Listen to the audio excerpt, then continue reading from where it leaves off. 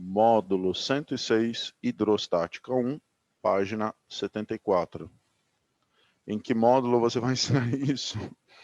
Não, não vou ensinar, não. Na parte nuclear, o ensino médio aqui não cobra um ensino médio.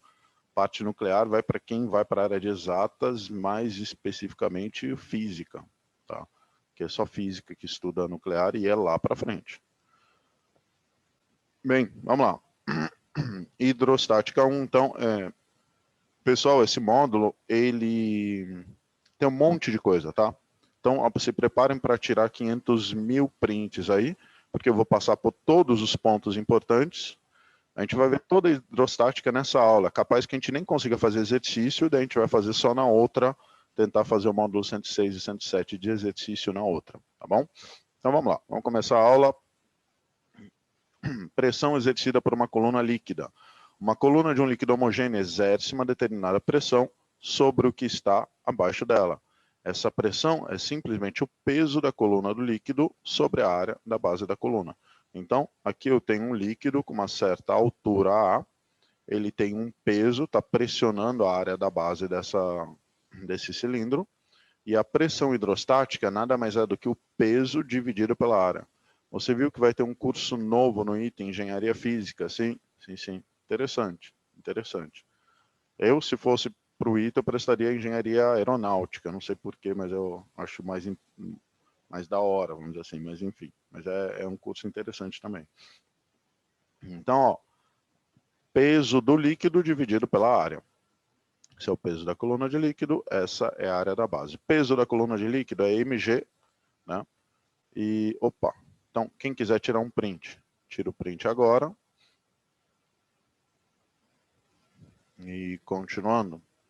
Então, peso, que é mg sobre a área, podemos escrever que a massa como produto da densidade vezes o volume, né? Densidade é mv sobre v, então massa é densidade vezes o volume. E substitui aqui.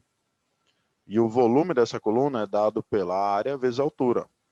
Então, a massa, que é densidade vezes volume, vai ficar densidade vezes área vezes altura. Opa, deixa eu voltar. Tirem um print. E daí eu vou substituir isso aqui dentro dessa massa. Fica mg sobre A, mas a massa é μA vezes H. E daí a pressão hidrostática vai ficar μA vezes H vezes o G dividido pela área, corta a área com a área, e daí aparece que a pressão hidrostática depende diretamente da altura do líquido e da densidade do líquido. Tá? Essa é a formulinha da pressão hidrostática. μg nas alturas. μgh. É muito parecido com mgh, né, da energia potencial, mas aqui é densidade do líquido vezes a gravidade vezes a altura da coluna desse líquido. Isso é a pressão hidrostática. Então, tirem um print. Ok. Conhece o macete da fórmula do empuxo? Espera aí. Tinha alguma coisa com o Vicente, não tinha?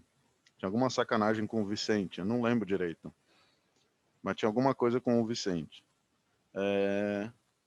Sim, pois é. Deixa eu ver. Nossa, eu não lembro. Mijei no Vicente, não, uma coisa assim. Mijei no Vicente, isso, ó. Mijei no Vicente. No Sistema Internacional de Unidades, as unidades da SI são. Quem que foi que falou isso para mim? Acho que foi você, né, Vininho, que falou isso para mim algumas semanas atrás. E daí, na hora que você escreveu, eu falei, putz, será que ele está brigando com o Vicente? Eu não entendi. Então, ó, relembrando unidade de pressão, pois é, pressão é força sobre a área, unidade da pressão, então, é Newton por metro quadrado, isso a gente chama de Pascal, Blaise Pascal. Mas, na prática, é muito comum a gente usar ATM. Então, a unidade 1 ATM é 1,01 vezes 10 a quinta Pascal, por isso que a gente aproxima para 1, né?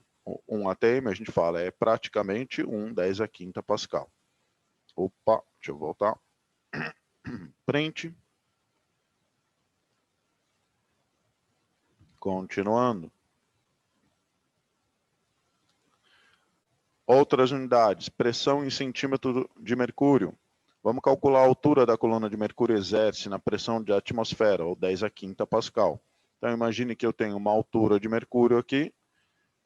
A pressão hidrostática do mercúrio é a densidade do mercúrio, gravidade, vezes altura.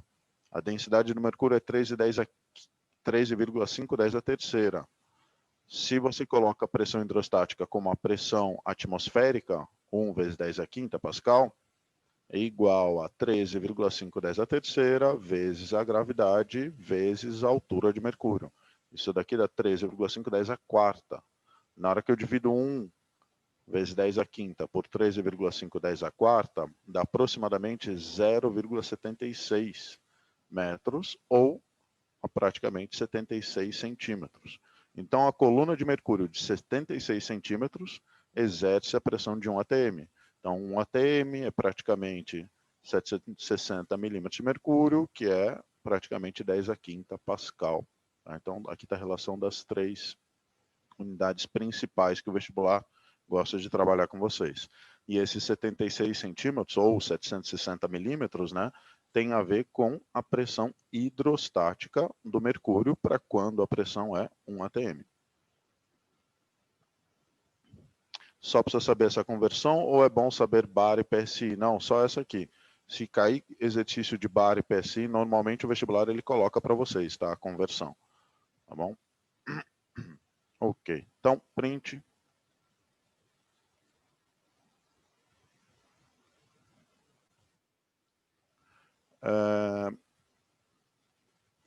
Alguém está perguntando o que é PSI. PSI é um tipo de unidade de pressão. Significa pound square inch, se eu não me engano. Pound square inch. É muito usado nos Estados Unidos, o PSI. Tá? É um tipo de unidade de pressão. Pressão em metros d'água. Isso aqui é importante, gente, porque simplifica um pouco a vida em alguns exercícios. Agora, vamos calcular que altura de coluna de água exerce uma pressão de 1 atmosfera, ou 10 a quinta Pascal. Então, imagine que eu tenho a coluna d'água aqui, uma certa altura, e pressão hidrostática da água é densidade da água, gravidade, altura da coluna do líquido. Se eu estou analisando para 1 atm, né, 10 a quinta Pascal, a densidade da água são 1.000 quilos por metro cúbico. Então, 10 a quinta Pascal é 1 vezes 10 a terceira, a gravidade que vale 10 e a altura da água que eu quero descobrir. Aqui dá 10 a quarta, gente. 10 a quinta dividido por 10 a quarta dá 10. Isso daqui é importante, hein? Uma coluna d'água de 10 metros exerce uma pressão de 1 atm. Então, 1 atm é praticamente a mesma coisa que 10 metros da coluna d'água, que está relacionado com 10 a quinta Pascal. Daí, num exercício, um clássico exercício, eles colocam aqui assim para vocês e falam, olha, eu tenho um ponto aqui, ponto A, e ele está a uma altura de 50 metros de profundidade. Qual é a pressão no ponto A? Qual é a pressão que está aqui no ponto A? Digam aí para mim.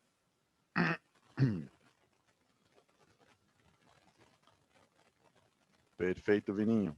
Mais alguém? Vamos lá.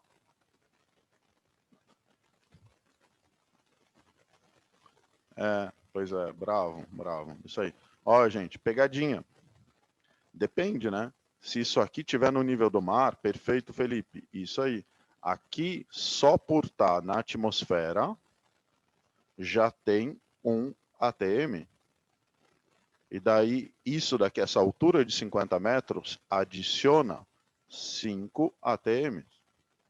Então, nesse ponto A aqui, ele vai ter uma pressão de quanto? Nesse ponto A, 6 atms. Tá? Ou 6 vezes 10 a quinta Pascal. Só por curiosidade, quantos atm um humano pode suportar, tipo, debaixo d'água? Não sei, Felipe. Eu não sei. Eu faço mergulho. E eu sei que eu posso chegar o meu nível de mergulho, porque tem um nível, né, um certificado que você vai aumentando a profundidade. Eu consigo chegar a 50 metros de profundidade, que dá 5 atms. Tá? Mas isso já é um nível elevado. Uma pessoa que começa a mergulhar com 10 a 20 metros, por aí. tá? Mas eu nunca vi nada acima de 100 metros. Mas pode ser que o ser humano consiga sobreviver sim, tá? É só que eu nunca vi nenhuma carteirinha com mais de 100 metros de profundidade, ou seja, 10 ATMs, tá? Mas da alarme caçador de tubarão, aí sim. É um estouro. Eu gosto de mergulhar, eu gosto de todo tipo de esporte, né? Então, ó, vamos lá. Continuando, deixa eu ver se eu limpei tudo aqui. Não, ok.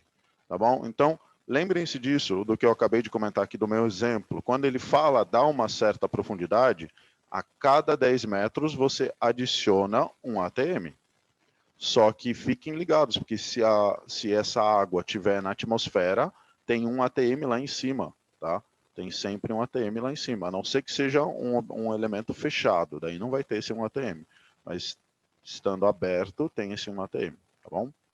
Ok, continuando. Vamos usar a lei de Stevin e a pressão total. Para calcular a diferença de pressão entre o ponto A e o ponto Z e o ponto O, então aqui eu tenho o ponto A, aqui eu tenho o ponto O. A diferença de pressão é PA menos P0 é igual a μGH.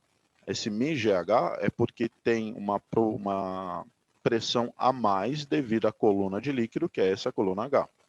Então eu posso falar que o PA é a pressão na atmosfera, P0 é a pressão atmosférica, mais μGH. Isso daqui é a lei de Stevin, tá, gente? A pressão total em um ponto do fluido é a soma da pressão atmosférica, que atua na superfície, e da pressão hidrostática devido à coluna do fluido. Tá? Então a lei de Stevin fala isso para a gente. Em qualquer região do fluido, eu analiso a hidrostática, somo com a atmosférica, se houver, e isso é a pressão naquele ponto. Tá? Então, print. Continuando. Dizendo que tem um monte de coisa, né? Vamos analisar o gráfico da pressão. Qual a pressão que atua em um mergulhador na superfície? Pressão atmosférica local. Então, quando eu tenho 0 de profundidade na água, a pressão é P ATM, 1/10 a quinta Pascal. Se ele afunda e vai a uma distância HA, a pressão atmosférica, pressão no ponto A vai ser a atmosférica mais μGHA. Se ele vai mais fundo ainda, uma altura HB, vai ser pressão atmosférica mais μGHB. Pessoal, μGH é uma função do primeiro grau e o coeficiente é positivo, então é uma reta crescente, tá? Por isso que eu desenhei aqui a reta crescente. E, bem, o coeficiente, né, o coeficiente angular aqui, esse φ, a tangente dele é numericamente igual ao coeficiente dessa reta crescente, que é μ vezes g. Tá? Então, μ vezes g é numericamente igual à tangente do ângulo dessa reta crescente, da pressão versus profundidade. Opa, deixa eu voltar. Quem quiser tirar um print. Ok, continuando. Quanto mais profundo, maior a pressão. Pressão num ponto A é P0 mais μGH, e isso nos mostra por que as barragens, vocês já devem ter visto, uma barragem, ela vai ficando mais grossa conforme vai ficando mais baixo. Por quê? Com mais profundo, maior a pressão, então essa parede aqui tem que segurar mais essa pressão. Quanto mais profundo, maior a pressão, portanto a espessura da parede das barragens aumenta conforme a profundidade. Print. Esse daqui foi o primeiro item, tem mais 2, hein? Nossa senhora, tem muita matéria. É matéria fácil, né? Simplesinho, mas tem muita coisa. Ok, continuando. Experiência de Torricelli. Torricelli, ele fez o seguinte, ele pegou uma cuba,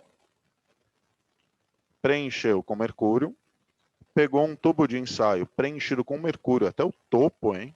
Tá cheio aqui o tubo de ensaio, fechou a boca desse tubo de ensaio e colocou, gostaram da animação, ó? Ó, tem até a mãozinha que fecha, colocou o tubo de ensaio ali e tirou a mão. E daí ele viu que isso daqui, cineasta, isso daqui desceu uma certa altura, tá? E essa altura aqui, ó, esse H, se eu for analisar a pressão no ponto A e a pressão no ponto B, pontos de um mesmo líquido que estejam no mesmo nível estão submetidos à mesma pressão. Então, se é o mesmo líquido, está na mesma altura, eles estão na mesma pressão. Então, a pressão no ponto B, que é só atmosférica, é igual à pressão no ponto A, que é a pressão hidrostática.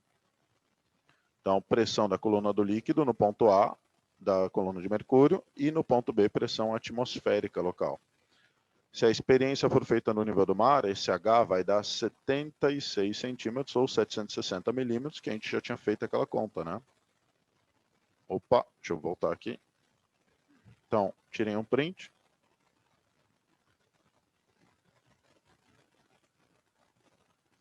Prof, aquele macete de colocar gasolina do galão no carro ou tirar a água da piscina por meio da pressão? Exato, por meio da pressão. A boca do ponto onde vai sair água tem que estar mais baixo do que a outra parte.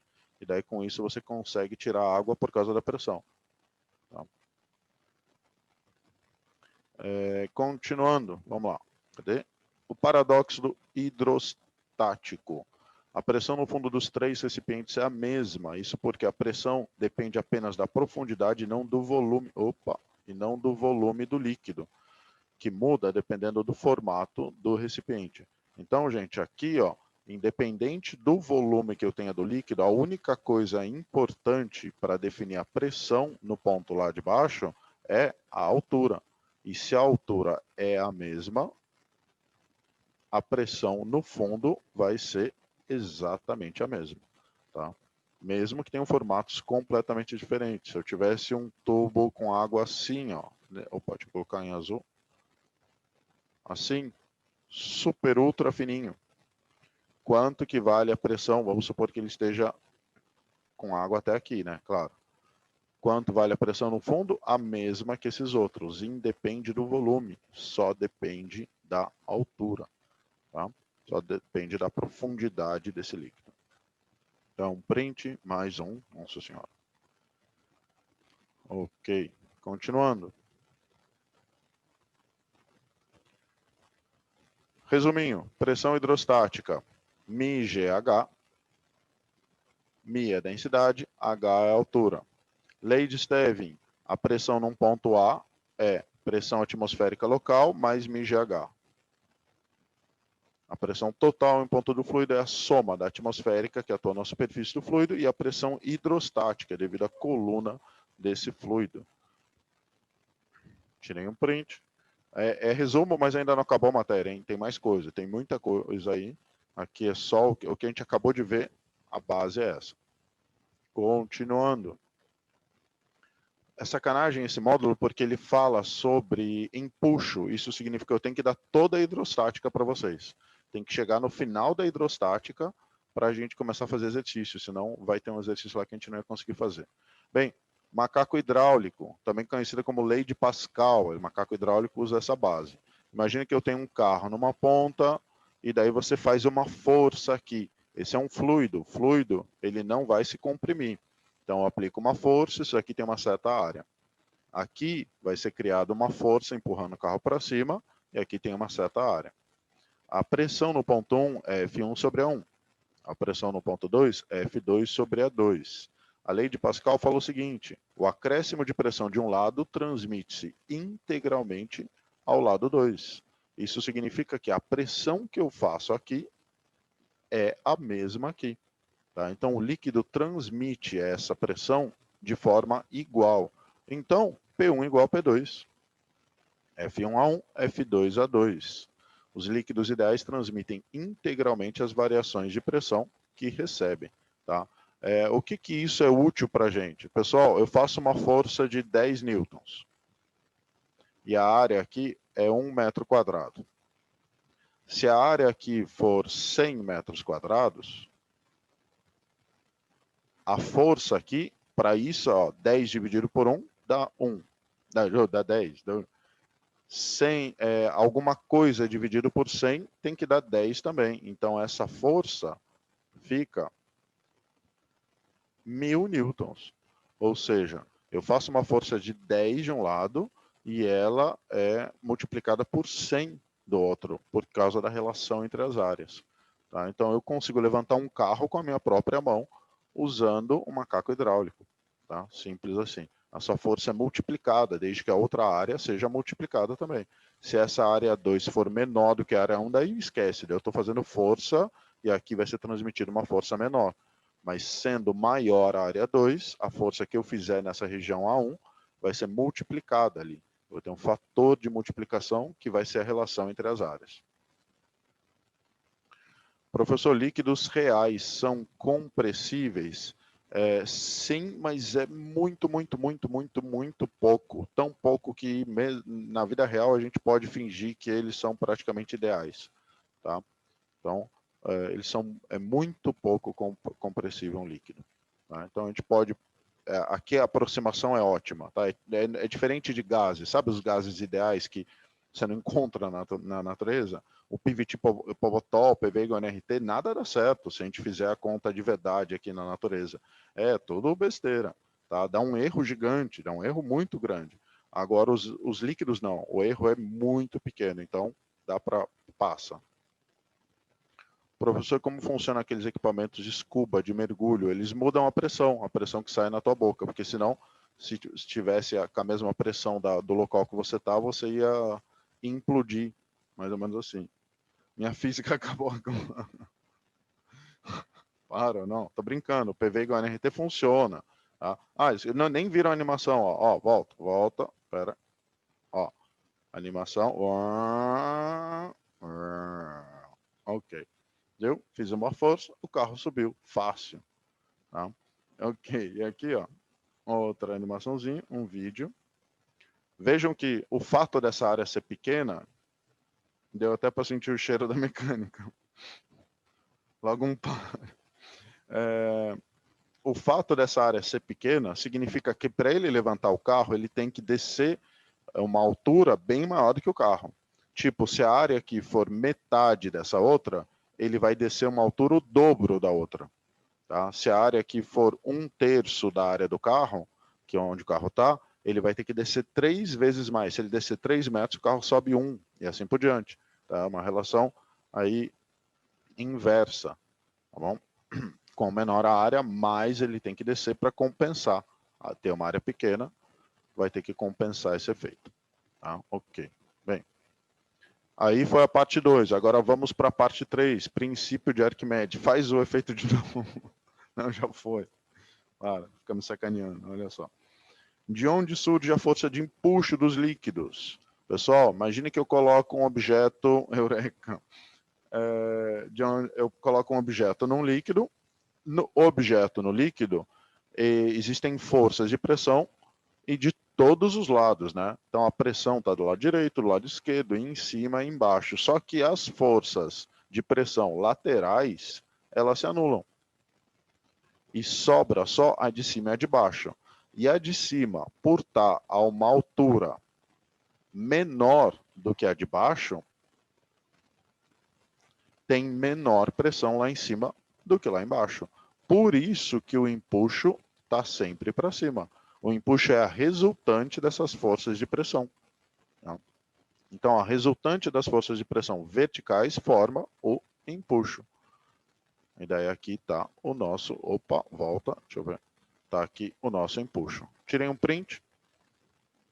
Esse aqui não tem tanto slide, não, acho que são só 4. Ó, já deu, quase que deu o horário da aula. Prof, quando um corpo for uma figura irregular, não convexa, por exemplo, as forças laterais se anulam? Sim, as forças laterais sempre vão se anular, Pedro. Sempre, sempre, sempre. Tá? Mesmo que ele seja irregular, as forças laterais se anulam. Tá? Sempre vai ter, se ele é um corpo, sempre vai ter uma pressão num ponto aqui do lado apontando. Vocês estão vendo para a direita, eu não sei se vocês estão vendo para a direita ou esquerda, e vai ter um outro na mesma altura para o outro lado. E aqui para entrando e aqui saindo, enfim, vai ter sempre esse jogo de pressões que a lateral vai sempre se anular, tá? Sempre. E daí sobra só em cima que é pequeno e embaixo que é grande. Ok, agora vamos calcular o empuxo. Vamos entender o que é o cálculo do empuxo. A força de empuxo é igual ao peso do fluido deslocado pelo objeto. Ó, pessoal, imagine que eu tenho um recipiente e ele está quase que transbordando de água. Está no limite, tá? Está no limite aqui. Na hora que eu solto esse objeto, ó, a animação, ele empurra um pouco de água e essa água cai aqui. Fluido deslocado. O peso desse cara aqui é o empuxo. O empuxo é a quantidade de peso desse líquido que foi jogado para fora. Mais uma vez, ó. Vamos lá. Tá? Então, é só medir o peso do fluido deslocado que eu tenho empuxo. Então, empuxo é o peso do fluido deslocado. Aqui está o empuxo vertical para cima, né? E o empuxo é massa vezes a gravidade, massa do fluido deslocado.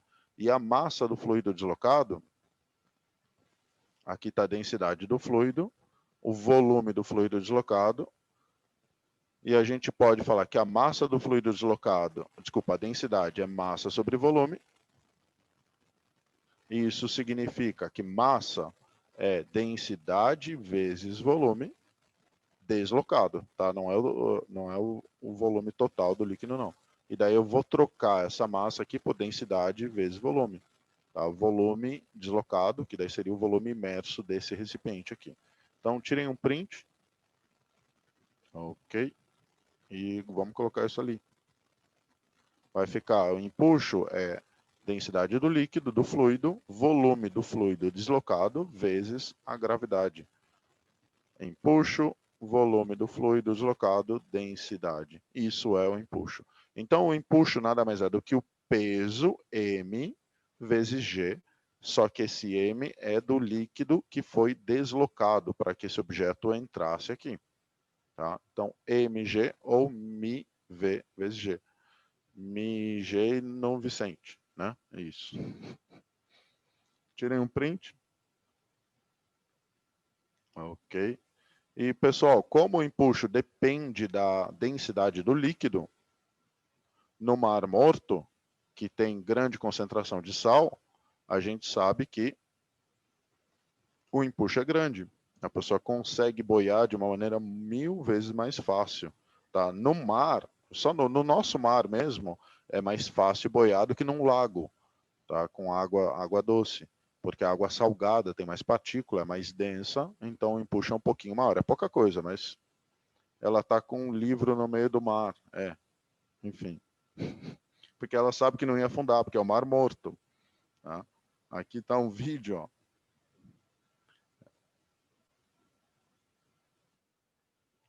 Esse daí também é no Mar Morto. Olha como a pessoa boia fácil, pela densidade da água.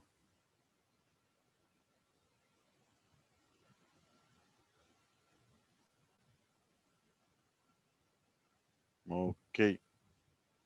Chega, acabou.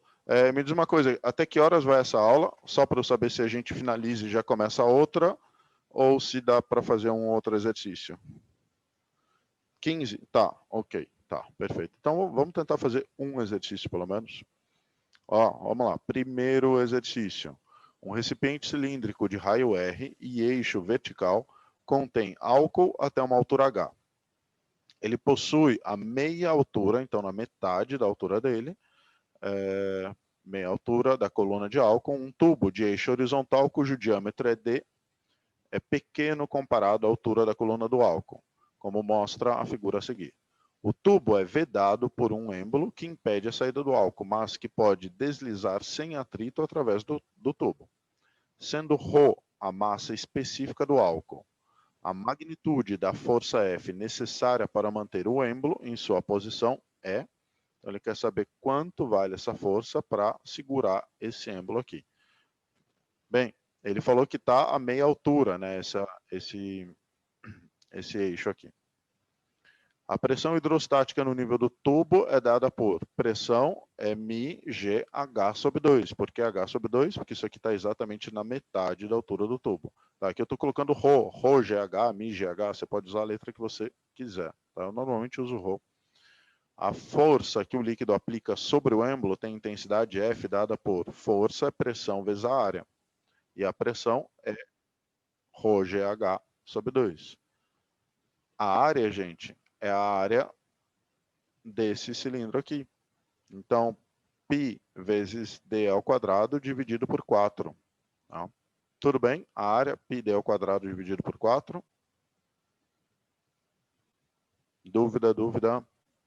Se alguém se perdeu e não entendeu por que, me avisa.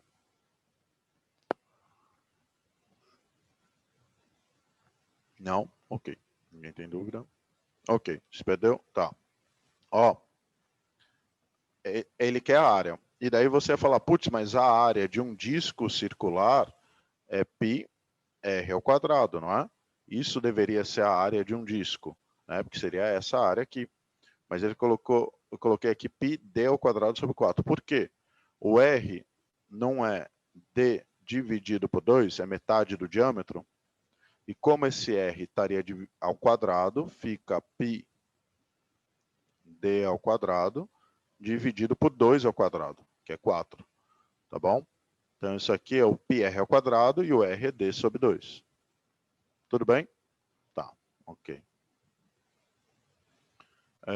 Porque ele deu D, né? Ele não deu R. Então eu tenho que usar a letra que ele deu para ter na resposta. Então vai ficar força é ρgh sobre 2, que é o P, é a pressão, vezes πd ao quadrado sobre 4. Isso dá ρgh πd ao quadrado sobre 8 e acabou. Tá? Só isso. Ele pediu força, força é pressão vezes a pressão é a hidrostática de metade da altura e a área é πd ao quadrado sobre 4. Pergunto, gente, e aí, dúvida? Dúvida, dúvida?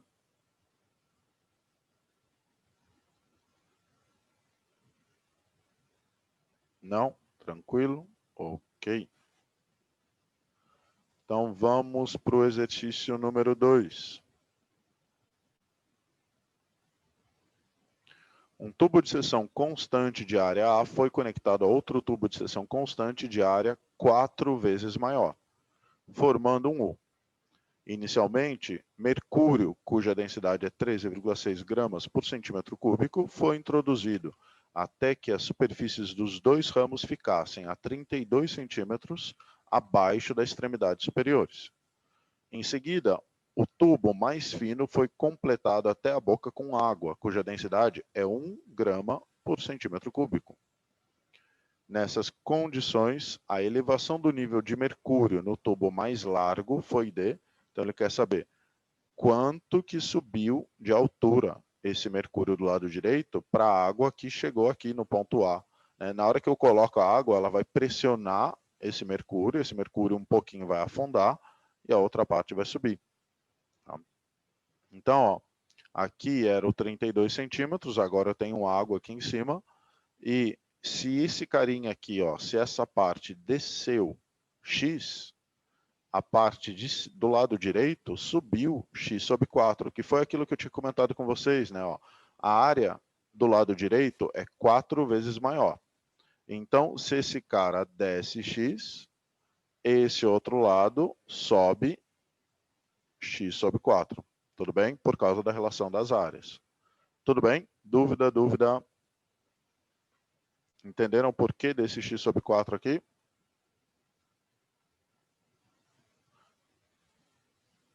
Tá, ok. Perfeito. Daí vamos lá. Com a colocação de água ao nível do mercúrio no tubo A, desce uma altura x. E como o líquido é incompressível, o nível sobe no tubo B, uma altura x sobre 4. Igualando as pressões do ponto 1 e 2 da figura, pertencentes ao mercúrio, vem. Pessoal, do ponto 1, eu vou ter a pressão hidrostática da água com relação a 32 centímetros. Eu também tenho a atmosférica local, porque esse tubo é aberto. Então, PATM mais a hidrostática da água. Do lado direito, eu tenho a pressão hidrostática devido a x mais x sobre 4 de mercúrio, e eu tenho o ATM também. Então, ATM e mi densidade de mercúrio, G vezes H, onde aquele H ali vai ser x mais x sobre 4. Tá? Eu vou cortar até aqui as pressões atmosféricas. Ó. Os dois lados estão com a o topo aberto, então a pressão atmosférica sempre vai embora, né? Vai ficar, eu já tinha colocado um slide isso. Corta a pressão, vai ficar μ, que é a densidade da água, vezes, notem que a densidade da água, a gravidade também vai embora, tá? Eu esqueci de cortar, deixa eu cortar ela aqui. Que depois que eu corto a pressão, todo mundo tem gravidade. Então, posso cortar a gravidade. Densidade da água e a altura da água. A altura da água não é 32, hein, gente? É 32 mais esse x aqui, que desceu, né? Aquele ponto de nível de equilíbrio. Densidade de mercúrio, 16,6. E aqui é x mais x sobre 4, dá 5 quartos de x. Daí é só resolver, né? 32 mais x igual a 13,6 vezes 5 dividido por 4 dá 17. Por que tem x em B? Imagine que não seria só x sobre 4. Não seria só x sobre 4. Vou explicar por quê. Imagine que eu venho... Ok, volto sim. Eu venho com água e coloco a água aqui. Só que o que a água faz? A água ela vai empurrar, por causa do peso da água, né? Ela empurra o mercúrio para baixo. Então, o mercúrio desceu aqui, X. Isso significa que esse mercúrio ele vai subir X sobre 4, por causa das áreas. Mas eu não estou olhando para esse nível aqui. Eu não estou olhando para cá. Eu estou olhando para esse. Então, nesse nível aqui, a altura do mercúrio, vou até colocar com cor diferente, que é essa aqui, é esse x mais x sobre 4. Ok? Show. Perfeito. Então, subiu x sobre 4 aqui, mas agora eu estou olhando para esse nível aqui. Então, é x mais x sobre 4. Imagina, não tem que pedir desculpa não, tem que perguntar. Pessoal, falei no início das aulas para vocês, perguntem sempre. Eu gosto quando o aluno está perguntando. Se o aluno não pergunta, eu acho que ou ele não está entendendo nada, ou está entendendo tudo, ou não sei. Daí o professor não sabe, é a pior coisa que tem. Tá? Então, 13,6 vezes 5 dividido por 4 dá 17, passa o x para cá, fica 16. Então, 32 é igual a 16x, x igual a 2 centímetros. Tá? Pessoal, x é igual a 2 centímetros. A elevação do nível de mercúrio no tubo mais largo foi D, daí agora a gente vem para cá. Se tivesse um 2, eu tenho certeza que teria um monte de tarado que já ia lá marcar a alternativa 2, hein? Ele não está querendo saber o x é o quanto desceu aqui, né? Ele está querendo saber quanto que se elevou do lado direito. Porque do outro lado não fica 32 menos x sobre 4? Por causa da densidade dos líquidos. Se fossem líquidos com a mesma densidade, daí isso ia acontecer. Tá? Daí ia acontecer exatamente o que você colocou aí. Mas porque a água é menos densa, ela vai empurrar menos o mercúrio do outro lado. Tá? Se eles tivessem a mesma densidade, pensa na densidade como se fosse o peso. Tá? O peso da água é menor do que o do mercúrio. Na hora que eu coloco o mercúrio na parte A água na parte A, ele levanta pouco do mercúrio na parte B, porque a água não é tão pesada. Tá? Quase marquei alguma com 2,5, ainda bem que não tem. Pois é, você olha 2, você já sai correndo, porque você fala, eu cheguei na resposta. Mas na verdade você quer x sobre 4, né? A elevação do nível de mercúrio é x sobre 4, 2 sobre 4 dá meio. E isso dá a alternativa certa, a letra E. Tá? Então, se aqui desce 32, aqui não vai subir 32 dividido por 4, por causa da diferença entre as densidades da água e do mercúrio. Se eles tivessem a mesma densidade, isso ia acontecer. Aqui ia subir 32 dividido por 4. Tá? Mas como as densidades são diferentes, isso não acontece.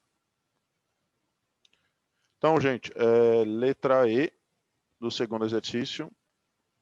Vamos fazer o seguinte. Vamos tentar fazer o outro, vai, daí a gente finaliza. Tem só 3, né? Deixa eu ver aqui.